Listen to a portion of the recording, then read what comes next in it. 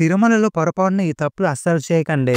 మనం యాత్రలు చేసినప్పుడు పాటించవలసిన కొన్ని నియమాలు ఉంటాయి. అవి పాటించకుండా మనం యాత్రలు చేస్తాం కాబట్టి ఆ యాత్ర ఫలితం మనకు ఉండదు. ఈ రోజు ఈ వీడియోలో తిరుమలలో మనం చేయకూడని కొన్ని తప్పుల గురించి తెలుసుకుందాం. ఇందులో మొట్టమొదటిది, వరాహ స్వామిని దర్శించకుండా శ్రీనివాసుని దర్శించకండి. పురాణాల ప్రకారం తిరుమల వెంకటేశ్వర స్వామి వారి క్షేత్రం కాదు, వరాహ క్షేత్రం. వెంకటేశ్వర స్వామి తిరుమలలో ఉండడానికి అనుమతి తీసుకుంటున్నప్పుడు వరాహ స్వామికి 3 ప్రమాణాలు చేశారు. అవి ఏమిటంటే, మొదటి పూజ, మొదటి నైవేద్యం, మొదటి దర్శనం. ఈ 3 నీకు ఇస్తానని చెప్పి వాగ్దానం చేసి ఒక ప్రమాణ పత్రం కూడా రాసి ఇచ్చాడు. ఇప్పటికీ ఈ ప్రమాణ పత్రం టీటీడీ మ్యూజియం లో భద్రపరిచి ఉంది. అలా 3 ప్రమాణాలు చేశాక స్వామి చెప్పిన వాటిలలో మొదటి పూజ, మొదటి నైవేద్యం అక్కడున్న అర్చకులు వరాహ స్వామికే పెట్టి ఆ తర్వాతే తీసుకెళ్లి వెంకటేశ్వర స్వామి వారికి పెడతారు. కానీ ఈ విధంగా చూసుకుంటే మొదటిగా వరాహ స్వామి దర్శనం మనం పాటించాలి. కానీ మనం మాత్రం 190 మంది వరాహ స్వామిని దర్శించుకోకుండా డైరెక్ట్ గా వెంకటేశ్వర స్వామి దర్శనానికి వెళ్తాం. అది చాలా పెద్ద తప్పు. మనం ఏమనుకుంటాం, ఎవరు చూస్తారులే, ఎప్పుడో చెప్పారు పురాణాలలో అని. కానీ ఇక్కడ మనం గుర్తుపెట్టుకోవాల్సిన విషయం ఏమిటంటే, మన కష్టాలు ఎవరు తీరుస్తారని తిరుమలకు వెళ్తాం చెప్పండి. మరి ఆయన మన కష్టాలను తీరుస్తున్నప్పుడు ఇక్కడ మనం చేసిన పనేంటి, సరిగ్గా చేసామా లేదా అని కూడా చూస్తారు వెంకటేశ్వర స్వామి. అసలు పురాణాలలో వెంకటేశ్వర స్వామి క్లియర్ గా చెప్పారు. ఇది తెలిస్తే ఇక ఎప్పుడు ఈ తప్పు చేయరు. వరాహ దర్శనాత్ పూర్వం శ్రీనివాసం నమ్మేనచ దర్శనాత్ ప్రాగ్ వరాహస్య శ్రీనివాసనో తృప్యతి. అంటే దర్శనం చేసే ముందు వరాహ స్వామిని దర్శనం చేసుకోకుండా వస్తే అసలు ఆ దర్శనం నాకు తృప్తినివ్వదని చెప్పారు. చెప్పినప్పుడు ఆ రకమైన యాత్రలు చేసినప్పుడు ఎక్కడి నుండి ఫలితం ఉంటుంది చెప్పండి.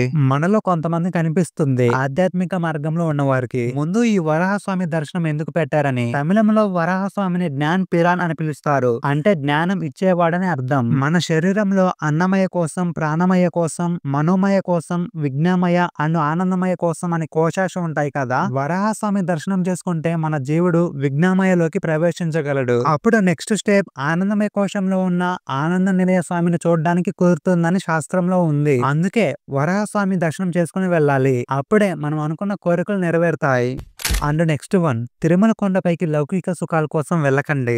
తిరుమలలో మనం చేసే రెండో తప్పు ఏమిటంటే, ఎప్పుడు పొరపాటును కూడా తిరుమలకి వ్యాపించక సుఖాలను అనుభవించడానికి తిరుమల కొండపైకి వెళ్ళకండి. అందుకే పెద్దవాళ్ళు శాస్త్రంలో ఒక నియమం పెట్టారు. వివాహం అయితే 6 నెలల పాటు ఇలాంటి పుణ్యక్షేత్రాలకు వెళ్ళకూడదని పెట్టారు. మనలో చాలా మందికి తెలియదు. ఎందుకు పెట్టారు అనే విషయానికి వస్తే, పెళ్ళైన కొన్ని నెలల పాటు ఆ వ్యామోహం ఉంటుంది కదా, ఆ వ్యాపించక సుఖం కోసం కొండ మీదకు వెళ్ళకూడదనే ఉద్దేశంతో పెట్టారు. చివరికి వెంకటేశ్వర స్వామి మహాత్మ్యం చదివినప్పుడు వెంకటేశ్వర స్వామికి పద్మావతి దేవితో వివాహం అయ్యాక ఆయన కూడా 6 నెలల పాటు కొండ మీదకు వెళ్ళలేదట. కొండ కింద అగస్త్య మహర్షి ఆశ్రమం ఉంటే అక్కడ ఉండి 6 నెలలు గడిచిన తర్వాత కొండ మీదకు వస్తారు తప్ప అప్పటిదాకా రారు. అంతేగాని కుటుంబ సమేతంగా కొండపైకి రాలేదు. మరి ఆ వెంకటేశ్వర స్వామి వారే పాటించారంటే మనం కూడా పాటించాల్సిన అవసరం ఉంది. చివరికి మన పురాణం చూస్తే అగస్త్య మహర్షి లాంటి వాళ్ళు కుటుంబాన్ని కొండ కింద ఉంచి వాళ్ళు పైకొచ్చి సేవ చేసేవారు. అంతేగాని కుటుంబ సమేతంగా కొండపైకి రాలేదు.